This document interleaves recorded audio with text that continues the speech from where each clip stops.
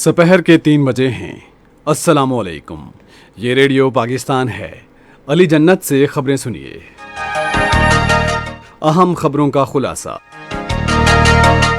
وزیر اعظم کل سے ترکی کا 3 روزہ سرکاری دورہ کریں گے، جس کا مقصد برادر ملک کے ساتھ دوستانہ تعلقات کو مزید مستحکم کرنا ہے۔ وزیر اطلاعات نے کہا ہے کہ وزیر اعظم کا ترکی کا دورہ اپنے روایتی بااعتماد دوستوں اور برادر ملکوں کے ساتھ پاکستان کے 2 طرفہ روابط کی تجدید کے سلسلے کا ایک حصہ ہے۔ وفاقی کابینہ نے جبری گمشدگیوں سے متعلق پالیسی پر غور کے لیے کمیٹی تشکیل دینے کی منظوری دے دی ہے۔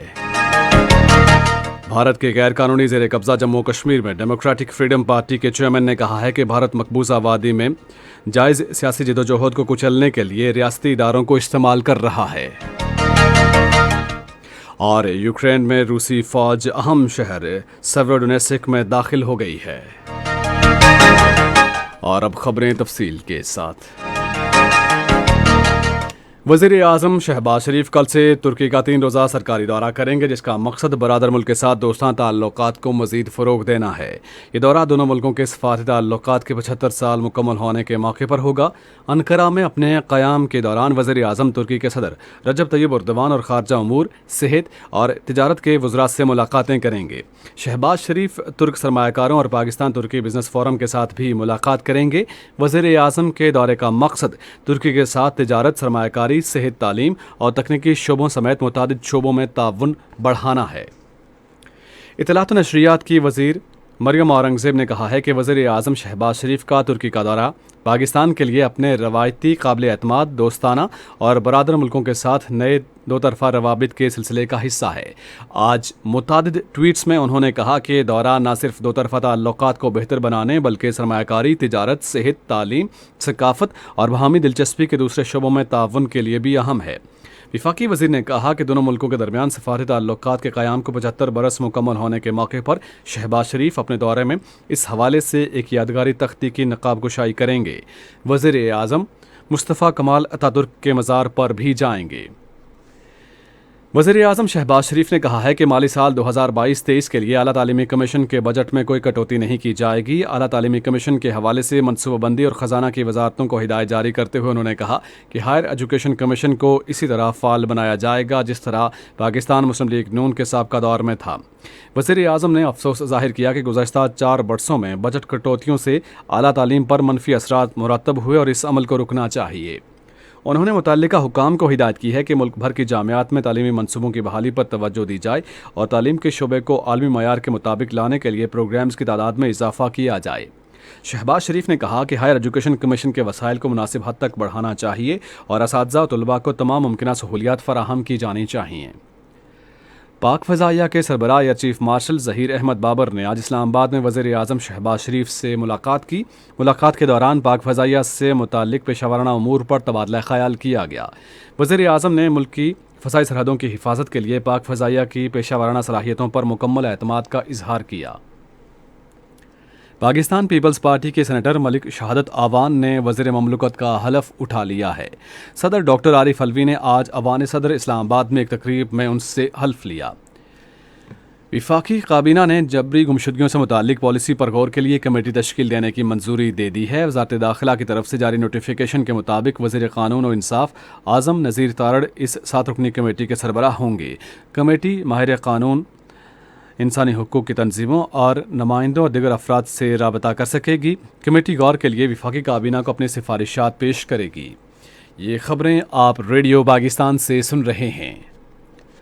بھارت کے غیر قانونی زیر قبضہ جموں کشمیر میں ڈیموکریٹک فریڈم پارٹی کے چیئرمین شبیر احمد شاہ نے مقبوضہ وادی میں بھارتی ریاستی دہشت گردی کے تیزی سے بڑھتے ہوئے واقعات اور سیاسی اور انسانی حقوق کی بگڑتی ہوئی صورتحال پر گہری تشویش کا اظہار کیا ہے۔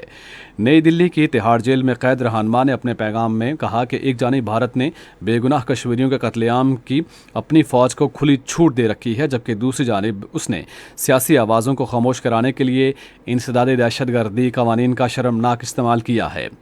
جموں کشمیر لبریشن فرنٹ کے چیئرمین محمد یاسین ملک کو عمر قید کی سزا کی مذمت کرتے ہوئے انہوں نے کہا کہ یاسین ملک کو غیر منصفانہ سزا دی گئی ہے اور یہ منصفانہ ٹرائل کے حق کی نفی ہے جس سے یہ آوازیں बुलंद हो रही हैं कि किस तरह भारत हक़ खुद इरादत के लिए कानूनी सियासी जदोजहद को कुचलने के लिए अपने रियासती इदारों का इस्तेमाल कर रहा है। कश्मीर में नौजवानों को शहीद करने के बढ़ते हुए वाक़यात से मुताल्लिक़ शब्बीर अहमद शाह ने कहा कि शहरियों खुसूसन नौजवानों का मुनज़्ज़म कत्ल कश्मीर की आबादी का तनासुब तब्दील करने के लिए भारतीय हुकूमत की गहरी साजिश का हिस्सा है। उन्होंने आलमी बरादरी पर जोर दिया कि शोरशज़दा इलाकों में बढ़ती हुई इंसानी हुकूक़ की खिलाफ वर्जियों का सख्त नोटिस ले। उधर ज़िला पुलवामा में भारतीय फ़ौज ने रियासती दहशत गर्दी की ताज़ा कार्रवाई में मज़ीद 2 नौजवानों को शहीद कर दिया। भारतीय फ़ौज ने ज़िला के इलाके गांडीपुरा में मुहासरे और तलाशी की कार्रवाई में नौजवानों को शहीद किया। फ़लस्तीन के वज़ीर आज़म मोहम्मद शहताई ने मकबूजा बैतुल मक़दस में इसराइली फ्लैग मार्च और फ़लस्तीनी शहरियों पर हमलों की मज़म्मत की है। ख़बर रसां इदारे वफ़ा के मुताबिक उन्होंने मार्च के ख़तरनाक नताइज और फ़लस्तीनी शहरियों के जज्बात मुश्तइल होने के बारे में ख़बरदार किया। उन्होंने आलमी बरादरी से मुतालबा किया है कि वो मकबूजा बैतुल मक़दस में मुक़द्दस मकामात की बेहुरमती के वाक़यात रोकने के लिए फ़ौरी तौर पर मुदाखलत करे। उधर इंतहाई दाएँ बाजों से ताल्लुक़ रखने वाले हज़ारों इसराइलियों ने मशरक़ी बैतुल मक़दस के कदीमी शहर के इलाके में नाम निहाद फ्लैग मार्च करते हुए दमश्क गेट पर धावा बोल दिया। ये मार्च 1967 के इसराइली कब्ज़े और इसके बाद इन इलाकों के साथ मिलने के हवाले से मनाया गया जिन्हें आलमी तौर पर तस्लीम नहीं किया गया। रूस की फ़ौज अहम शहर सेवरोडोनेसिक के मज़ाफ़ात तक पहुँच गई है और शहर में दाखिल हो रही है। लुहानसिक के गवर्नर शेरी हडाई ने एक बयान में कहा कि सेवरोडोनेसिक में पानी और ईंधन के ज़खायर ख़त्म हो गए हैं और इन सहूलियात की दस्तयाबी का कोई इम्कान नहीं है। यूक्रेन के सदर व्लादिमीर ज़ेलेंस्की ने कहा कि शहर में पूरा बुनियादी ढांचा तबाह हो चुका है और 90% इमारतें मुनहदिम हो चुकी हैं।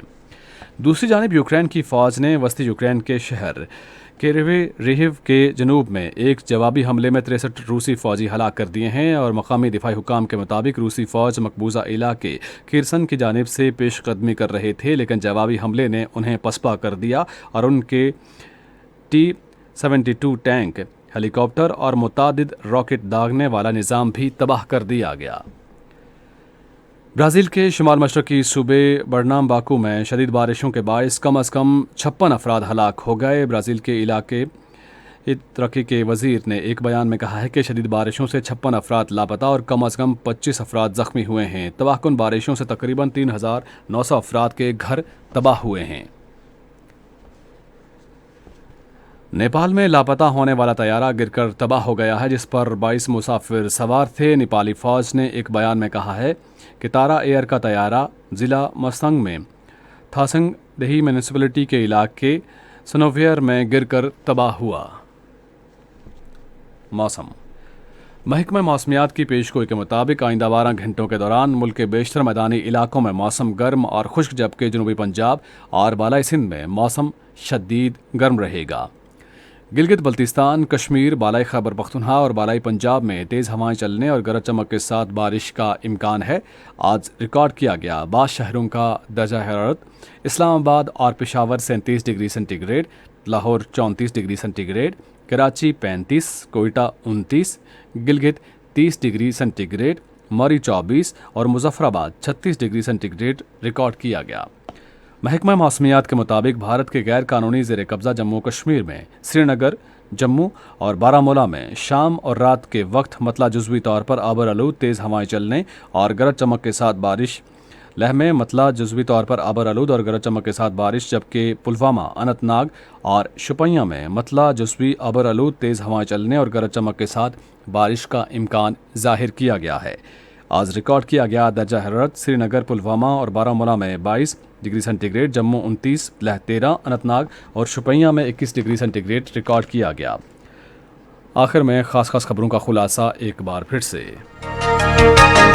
वज़ीर आज़म कल से तुर्की का 3 रोज़ा सरकारी दौरा करेंगे जिसका मकसद बरादर मुल्क के साथ दोस्ताना ताल्लुकात को मज़ीद मुस्तहकम करना है। वज़ीर इत्तलात ने कहा है कि वज़ीर आज़म का तुर्की का दौरा अपने रवायती बाएतमाद दोस्तों और बरादर मुल्कों के साथ पाकिस्तान के 2 तरफ़ा रवाबित की तजदीद के सिलसिले का एक हिस्सा है। वफाकी काबीना ने जबरी गुमशुदगियों से मुताल्लिक पॉलिसी पर गौर के लिए कमेटी तश्कील देने की मंजूरी दे दी है। और यूक्रेन में रूसी फ़ौज अहम शहर सेवरोडोनेसिक में दाखिल हो गई है। اسی کے ساتھ ہی خبریں ختم ہوئی. مزید خبروں اور تجزیوں کے لیے آئیے ہماری ویب سائٹ پر، پتہ ہے radio.gov.pk، اور فیس بک کے link radio Pakistan news official پر براہ راست ویڈیو سٹریمنگ بھی ملاحظ